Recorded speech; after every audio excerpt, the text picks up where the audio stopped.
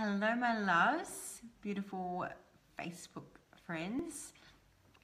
Please say hello if you're there, if you're watching the replay, or if you're on live. I am really excited to share this one. A little bit vulnerable, actually, sharing this one. But we're going to be talking about tonight the importance of really creating emotional safety in our relationships, and how this really helps us to actually have a more connected and better sex life, because safety is so important and so many people don't look at safety. And so I really wanted to highlight this. I did a post yesterday which has had an incredible response, and it's interesting because I didn't really plan this post very well, hence why I edited it. I just was having a conversation about a workshop I ran on Saturday. It was a men's workshop called Her Orgasm. And basically the first half of the day was looking at how can you create safety, how can you hold space for women so they'll feel a lot safer to surrender, to let go of control and surrender. Both, with their emotions, with their vulnerability, but also in the bedroom as well. So this light is very bright, isn't it? If it's a bit too bright, let me know. I hope I'm not blinding anyone. But let me know who's there. Please say hi. I want to know who's there so I can say hello to you. So I was reflecting on the workshop. I was talking to a couple of friends who were here, and I was just saying, I thought it was really interesting when one of the guys asked me at the workshop, what makes you feel safe? What makes you feel safe when you're with a man? And my answer was that what makes me feel really safe is when a man is vulnerable with me, when he shows me his heart, when he shows me his vulnerabilities, because it really makes me feel safe to be vulnerable, and me to show my heart, and me to show all of my feelings and my fears. It's really inspiring for me. And then on kind of reflecting on this more, I realized that how, we don't actually make it safe for men as a society. It's we don't necessarily make it safe for men to be vulnerable, okay? And, I work with men one-on-one quite a lot, and it's all about holding space for them to be vulnerable for whatever's there. So this particular live stream is not about holding space for men. This is my story. This is, some of my experiences and what I've seen with women. However, it goes both ways. We both need to be held space for. We both need, and when I say that, it's and I'm going to go into what that means, particularly around the emotions. And so we're both longing to be seen, and we're really all wanting to be loved, and all of us, okay, however we show up, okay, and the emotions can be all over the place, okay, and so within that, it's really important that we have boundaries. So I'm going to talk about that because the boundaries is very connected to our safety. So it's really interesting that on this particular post, which only came from a comment, I was like, oh, I should post about that. Let me write something. And I just put it up there really quickly, not even really thinking about it too much. It just was a reflection. And then I got all these comments and posts and different points of view, which is really interesting. And I actually teach a piece at my women's workshop on points of view and holding space for other people's points of view. And I was like, wow, this is a really good test for me, because I have to really try and hold space for these different points of view. And I'm really trying to be conscious of not making people wrong, and allowing people to have their point of view, okay? So, but it's really interesting because there's been past wounds of mine around, trying to get things right, not trying to upset people, trying to please people, which again, I've done a lot of work on, but it was interesting for me to self-reflect on that. So, and if anything, I'm just so grateful. I'm really grateful that it was a great conversation starter, that people could express their points of view, and it was a learning for me. I got to learn other people's views and filters and stories and all this kind of stuff. It was super cool. So I'm really grateful for that. So I really wanted to just go into this a little bit more, because I know there was so many different points of view, and I wanted to really talk about what I was really talking about. And I did really go into it a little bit when I edited the post. And if you haven't seen it, I highly recommend you go back and read it. And read all the comments and see the different views that everyone has, because it was really, really fascinating for me. So my point was really about a woman feeling safe to surrender to pleasure, okay?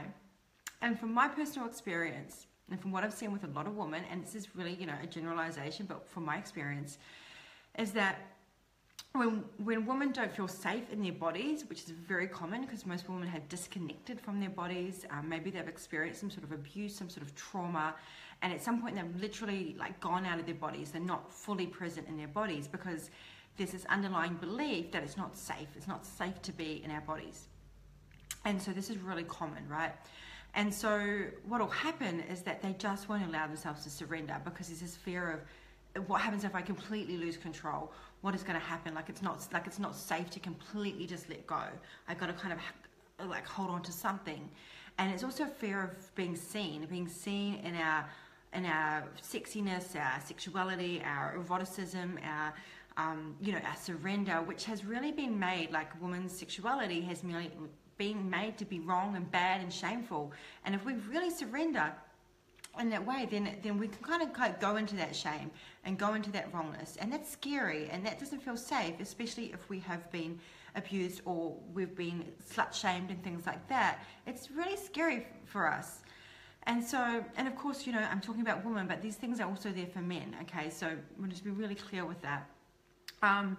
So for me, my journey with sexual healing has meant that I've really taken self-responsibility for my own safety, like for my own sense of needing to be in control and not surrendering. I've had to go and do a lot of work on myself. Okay, and so because I want to feel safe, and I want to feel safe inside of myself. Okay, so this is not about relying on other people to make us feel safe. Sexually or emotionally or in our bodies, it's firstly it has to start with self, right?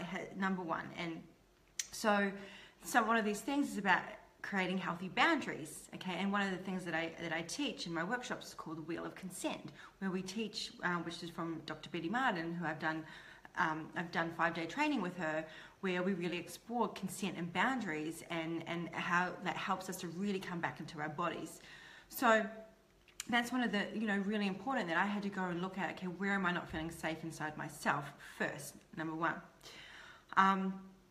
And I want to give you an example here of a relationship where I haven't felt safe and how that played out in my sex life, okay? But it also kicked off my journey into sexual healing and into really knowing that I didn't feel safe. And it was like, I didn't even know that I didn't feel safe. Cool. Yeah, so I was in a relationship, and it was about maybe a month or two into this relationship that I'd gone back to New Zealand to visit my family, and about a few months before I'd even got into this relationship or known the guy that I was in a relationship with, I'd been in contact with my ex-husband, who I was with like 13 years ago. I got married when I was like 17, so it was quite young, and it'd been years, and he'd been messaging me and like 3 months before, and he'd asked if he could catch up. We could catch up, and we just kind of clear some of the things that happened in the past. I was like, yep, cool, that sounds good. And then we didn't talk about it for a few months. And then when I went back to New Zealand, he contacted me on Facebook. Either he'd seen me check in at the airport, or I don't know actually, but he wanted to catch up with me. And the first thing I thought was, look, I really want to talk to my new partner. I've got a boyfriend, and I really want to talk to him about it. And what happened is, when I asked my new partner at the time, is it okay if I catch up with my ex-husband? He got really triggered, and he assumed that I'd actually been doing this behind his back, that I must have been planning this and I hadn't told him about it and all this kind of stuff, which like literally I hadn't spoken to my ex-husband for months, and I hadn't been in a conversation while I'd been with this new guy at all. I'd actually kind of completely forgot about it. Like I was like, oh yeah, that's right. Like we talked about catching up.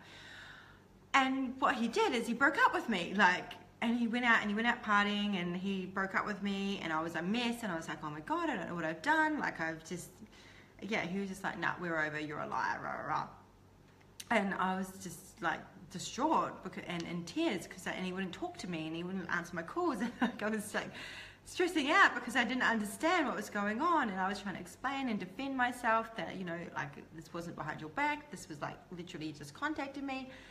But what happened then is that, and we ended up the next day, he ended up calling me, and we ended up sorting it out. And when I say sorting it out, we didn't really sort it out. We kind of brushed over it. And this is really common. This happens with couples where they will have a fight, and then they'll wait till they kind of calm down, and then they'll never talk about it. They'll just go back to how things were. But the thing is that those wounds and are still building up. Okay, they're still there if you haven't cleared it, if you haven't talked about it, if you haven't talked about what was coming up for you, why you reacted the way you reacted, why you got triggered, where that comes from. If you don't have those conversations, then it's going to keep building and building, and there's going to be a sense of like distrust, a lack of safety, a lack of connection, a lack of vulnerability. So in that moment, when I ended up reflecting after this relationship ended, I realized I checked out. I emotionally checked out of that relationship because it did not feel safe for me anymore. Because I knew that I could say something and it might trigger him, and then he might leave me, and it wasn't safe to be 100% in that relationship. So I ended up having one foot out the door, the whole relationship. We were together for like another 7-8 months. And then he also had one foot out the door. So we had two people trying to have a relationship with one foot out the door, just in case. So there was a real big lack of trust, a real lack of safety. Now, this it's just impossible. You can't have a relationship with one foot out the door just in case it doesn't work out. You're either 100% in or you're 100% out. And so what it did is it created this push-pull effect, like on, off, triggering, push-pull, wounds coming up, like triggers, like it was crazy. It became quite toxic, actually became abusive. So, you know, there was this massive lack of safety for me and you know, for both of us.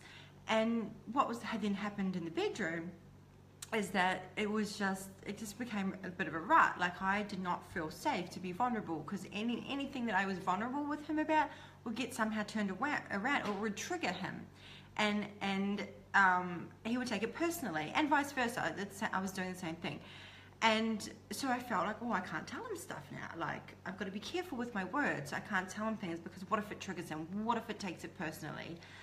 And so I just started keeping things to myself, right? And then when I was in the bedroom, there was no, you know, I couldn't say the things that I wanted to say. I couldn't express the desires that I had. I just didn't even feel safe. Like I just wasn't in my body even. Like I was up here a lot. And it was just, yeah, it was just, like I just wasn't there. Like I wasn't fully there. Like my emotions weren't there. Like my heart wasn't in it. Like, and I was trying to get there, and I kept saying to him, I just want to be able to fall in love with you again. Like I just want to, you know, if you can just help me, like I just want to feel safe again. Now, this is the thing, right? I had all these wounds around not feeling safe. And until I healed those wounds, there was no way I was going to feel safe, because I kept playing them out over and over again. So this is where I had to start taking self-responsibility for all my past triggers, for my wounds, for those things. I had to start really healing those, particularly around men. And I kept choosing men that weren't safe. I kept choosing men that were abusive, and kept proving why it's not safe to be a woman, okay? And this is the really interesting thing that happened on Saturday at my workshop. I asked the men this question. I said, how many of you tend to feel quite physically safe in the world? Most of the time. And they all put up their hands. And I said, as a generalization, most women in the world don't always feel safe. They don't feel safe. Like, you know, it's like if you go out at night, like you've got to be careful. Like, and there's lots of reasons. Like, yes, you know, there's abuse, and there's like, there's so many things that go on where women don't feel safe. And, you know, I feel this too sometimes. I still feel like the sense of not feeling safe. And I'm pretty good with my emotional safety, but sometimes physically. But what it is that there is this underlying belief that it's not safe to be a woman. That's not safe to be a woman. And that's what, I'm not going to get into the reasons why, but like it's a whole other live stream. But and when I asked the men, how does that feel? How does it feel to know that women don't feel that safe? And that was hard for them to comprehend, but they also felt a sense of empathy as well. Okay, so it's really interesting, right? And so this is where, you know, yes, we've got to take self-responsibility and create a container of safety, but it's much harder for women to feel safe.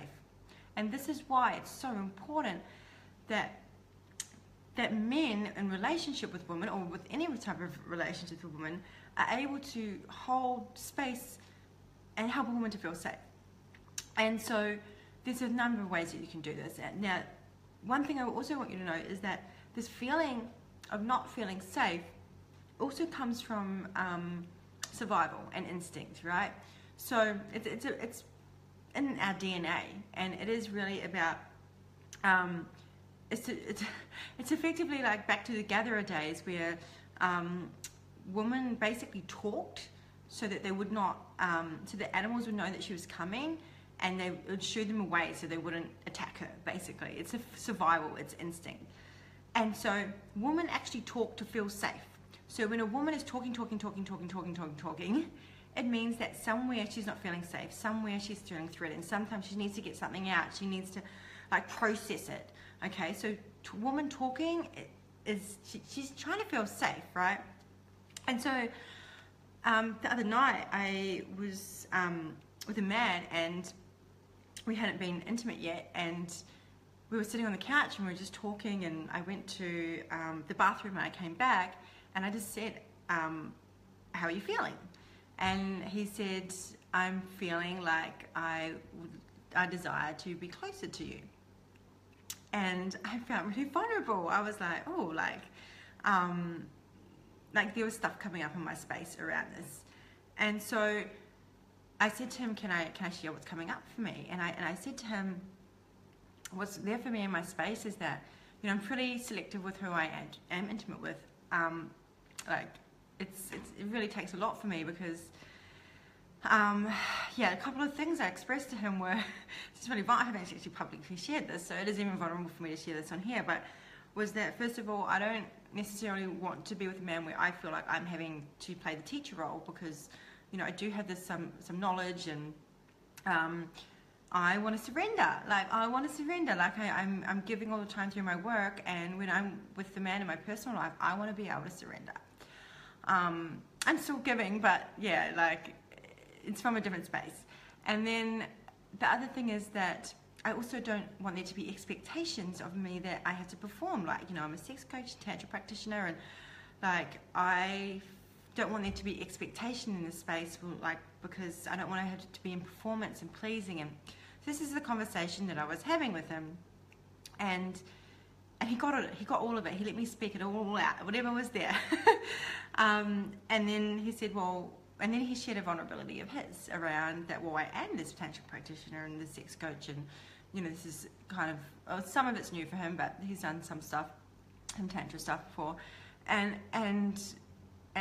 yeah, this is the whole stuff for him. Like, there was a bit of a mirror there, right?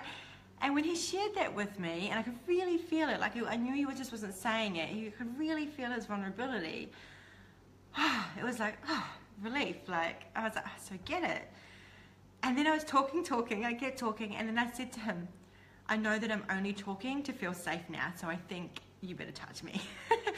and then he touched me, and he kissed me, and I just kind of relaxed. And then he came up. It was really beautiful. He came up and he just put his hand on my heart, like on my heart here, and on the back of my heart, and he just held me, and he just breathed, with my heart, and I just surrendered. I just like, let go.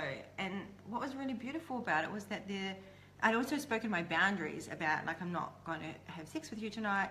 I just spoke, well, I didn't say it like exactly like that. I just requested, I had this boundary that I'm not going to be going to have sex with you tonight. This is something that I want to wait for, and whatever was there. And, you know, he got all of it, respected all of it. And, you know, I felt really safe. So I felt so safe that I could just be in whatever was there. And so he's holding my heart, and I'm just like, it was the most amazing feeling. I was like, wow. And I just felt my heart was so held.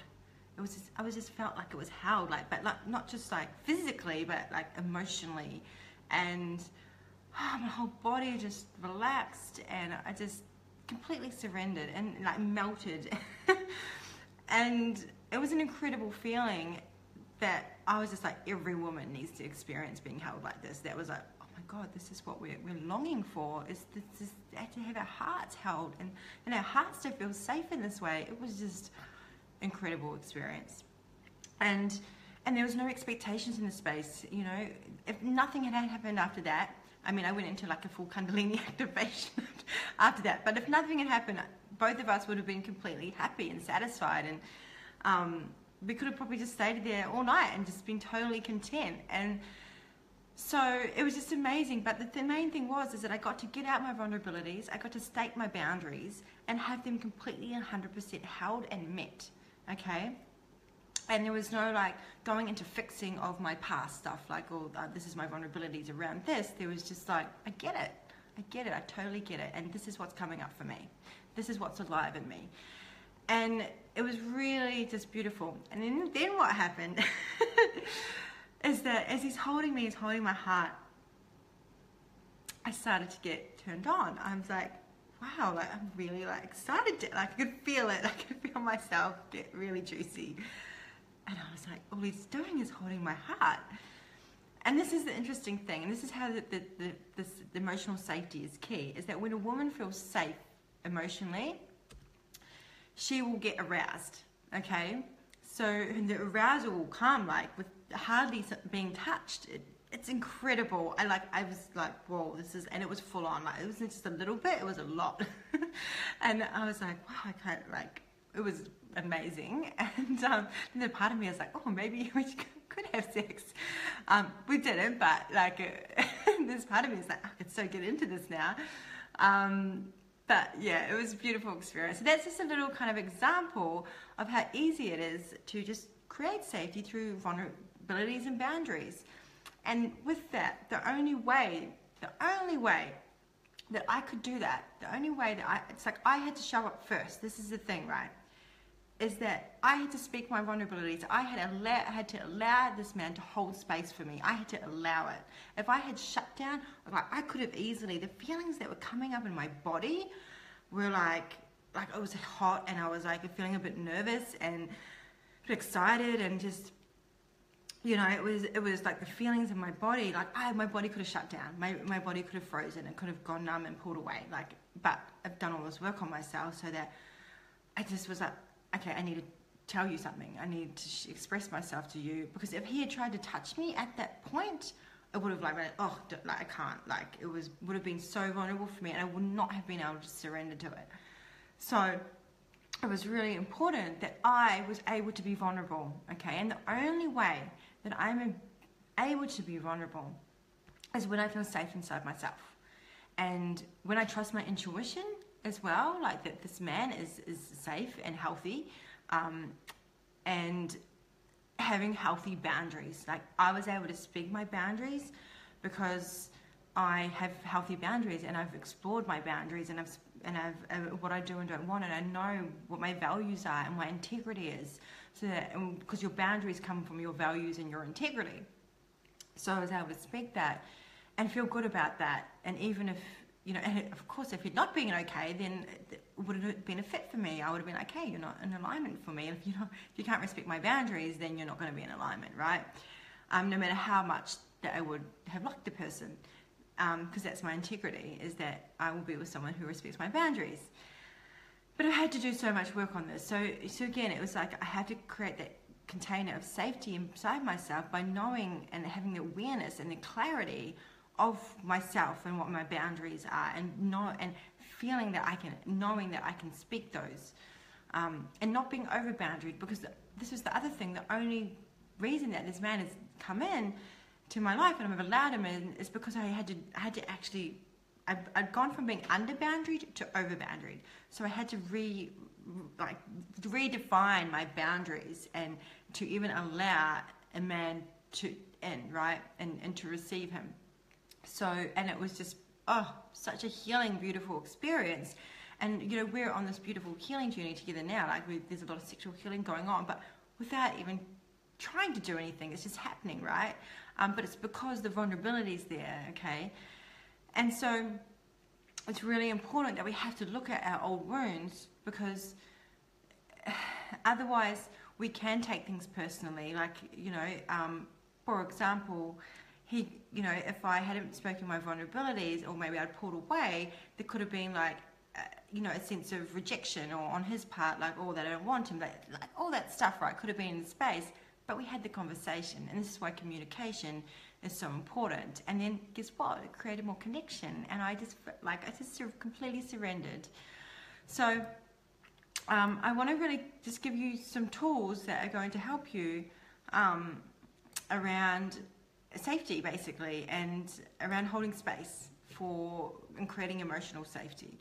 Because at the end of the day, like, you know, for example, if you want to spice up your sex life, you need to look at where you're not safe, where you're not feeling safe, okay? Because the spice will just kind of happen naturally because the connection will grow deeper because you're vulnerable, okay? And if you're not feeling safe to be vulnerable, that's something you really need to look at, okay?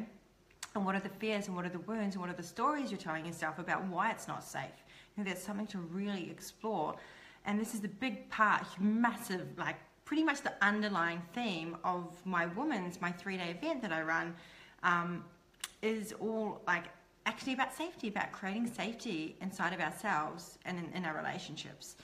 And we explore vulnerability, we explore boundaries, we explore, you know, communication, conscious communication practices, we explore all of this. And it's just really, it's foundational to relationship. And so some of the things that you can do is to hold space for someone to express their emotions, and express all sides of themselves. And I just want to touch on something here too. A lot of what I hear men say is, you know, the women are crazy, right? And this is the thing. We are crazy compared to what you think crazy is, right? So this is the thing. Women have many different flavors. Okay, we are lots of different, like this is how we show up in the world, in the feminine, if you know, like is this, that we are so many different things, and we chop and change our mind, and we have this thing called diffuse awareness where we're doing all these different things at once, and then we're over here, and then we're there, and then yes, we put meaning on everything. Okay, and I mean humans put meaning on everything, and this is, you know, a generalization, and like I've done a lot of work on myself, so I'm very conscious about, you know, when I go into a story and I'm able to look at it and reflect and see and not go into that story and not put meaning on stuff. And, you know, this is a generalization, okay? So there's lots of people that, this is just, a lot of it's to do with how women are wired as well. And so, you know, but the thing is that we are afraid to be, like so many women are like afraid to be crazy, like afraid to be seen that way, right? But we all get triggered, men and women, we all get triggered and we all react, and this comes from our reptilian brain. So it's being able to understand that when we go into our reptilian brain, we get triggered. Yes, we may seem like we're crazy and we're psycho and all this stuff, but it's actually not us. It's our reptilian survival, it's our instinct brain that is reacting from our past experiences, that is telling us that it's not safe. That suddenly we're under attack, there's a threat, we're not safe, I'm going to have to fight this, or I'm going to have to fight this, or I'm going to freeze up. You know, all of that can be in our space. We are like, I mean, I think there's crazy in everyone, right? Like, you just got to own it. And so it's really important that we be really compassionate on ourselves when we do get triggered, but we also can hold space for the other person and just go, okay, this person is triggered. Don't tell them they're triggered though, because that will make them more triggered. And just get it, okay, they're feeling not safe. Something has told them it's not safe, or they've got unmet needs. And so that's what's really going on, okay, when we react. Again, like, if someone's like attacking you and being nasty to you or abusing you, this is when you get your boundaries up. You can get your boundaries on and you go like, no, I'm not going to accept this. And when you're both not triggered, you can have a conversation about that and make agreements around how you're going to show up. Or have time apart, whatever it's going to be. And so really important is that we just, in holding space, is to, first of all, to really try not to take things personally, okay? Because it's actually not usually about you. It's about something that's completely irrelevant, that happened before you probably ever met, and it's not about you, okay? That's the first thing. Don't, you know, really try not to take things personally. Some really great words to use when someone is really, you know, expressing like stuff that's going on, or maybe they're upset with you, this sort of thing, is a really great sentence is, I hear you. Because we just want to be heard. Like, just hear us, right? So I hear you. I get it. You know, I get it. I hear you. I get it. Oh, you know, tell me more. Like, you know, what else? These are some of the wordings that are really helpful, because that person is just like, I need support right now. I need you to hear me. I need you to understand me. Like, I want to be met. I want to be heard. I want to be supported. And what else is a good one? Which is hard to do when the person is like maybe accusing you and trying to make you wrong, right? But just, yeah, okay, what else is there? What else is in that space? You know, tell me more. And get curious, like, bring in this curiosity, because you want to go, well, what's really going on for the person? What's really going on there? You know, and getting curious, and then more and more will come out, and then you'll probably discover that it actually has nothing to do with you. And so, yeah, curiosity is just really something to be really embodying, is curiosity. And to not fix, okay? So men in particular, you know, they love to fix, they love to problem solve. And I mean, even like sometimes I jump into what's called the fix-it jackal, where someone will be telling me stuff and I'm like, I know exactly how to fix this. But when they're triggered, they're not available to hear it, okay? They don't want to be fixed, they just want an outlet, okay? We just want to be heard. So you want to wait till that person has calmed down, and then you can say, you know, would you like some help with that? And they might say no, and be okay with that. Be okay with that. So, you know, wait, just wait and say, you know, would you like my point of view? Okay, are you ready to hear? Are you ready to hear about that? Or to hear my point of view, or, you know, let me know if there's something I can help you with in this. Is there some way I can support you? And what do you need? What do you need from me? And they might just go, nothing.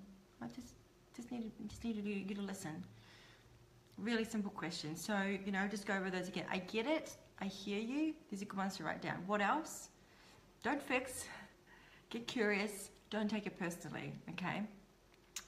Really, really hard to do if you're also triggered, by the way.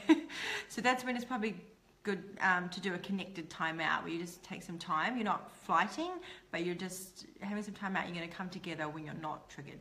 So I actually teach processes around managing these emotional triggers and how to like then process those triggers and then come back into connection, which is incredible because then it creates more connection and more opportunity for vulnerability and then creating more safety. It's really amazing when you can use your triggers to actually create more safety and create more connection.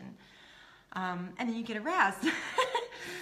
It depends on the space you're in, but yeah, I find that when I'm you know, in a sort of a romantic relationship situation, that when a man makes me feel safe, like I just surrender and start feeling aroused, and it's really beautiful.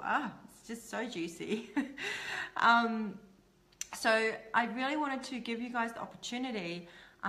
If you do want to go deeper on this, I do my women's 3-day relationship intensives. They're called the Integrated Women's Relationship Intensive, which is very much about relationship with self first, being self-responsible, exploring our boundaries, exploring our conscious communication, self-reflecting, recognizing our patterns, changing, shifting, and healing our old wounds, so they don't show up or we don't get as triggered, and managing all those triggers.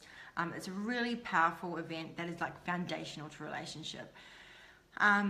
And then I also have my men's workshop, which I'm just about to launch the date. Actually, 16th of September will be the next one, which is called Her Orgasm. It's about women, and a big chunk of that is safety and understanding her arousal and what she needs to get aroused, which is all linked to, a very big part of it is linked to safety, and coming back into our bodies. If we're not in our bodies, it's very hard for us to get aroused. And there's a lot of sexual healing practices and things like yoni massage and that I do teach within that, breast massage, things like that. So yeah, so if you are interested in any of those events, you want to know more information, I only have two places left at my women's event, and I'm only doing 7 spots for my men's event, which I'm just about to launch. Once I've done the event, I'll chuck it on this post. And if you want to have a read, you can do that. And if you want to book in, feel free to. I've actually got a waiting list already, so I will be first and first served. So yeah, anyway, if you have any more questions, please feel free to reach out to me. Please comment on this live stream. I'd love to hear your feedback, your thoughts. If there's anything else you'd love me to absolutely talk about, if there's anything you're struggling with, I will try to do my live streams around stuff that's coming up for people. Other than that, though, I just wanted to say I really appreciate everyone who's been here. Like, it really means so much to me. I know this work is so important and just will change, like, absolutely transform relationships. So, much love to you all. Thank you for being here, and have an amazing, beautiful evening or day wherever you are in the world. Bye for now.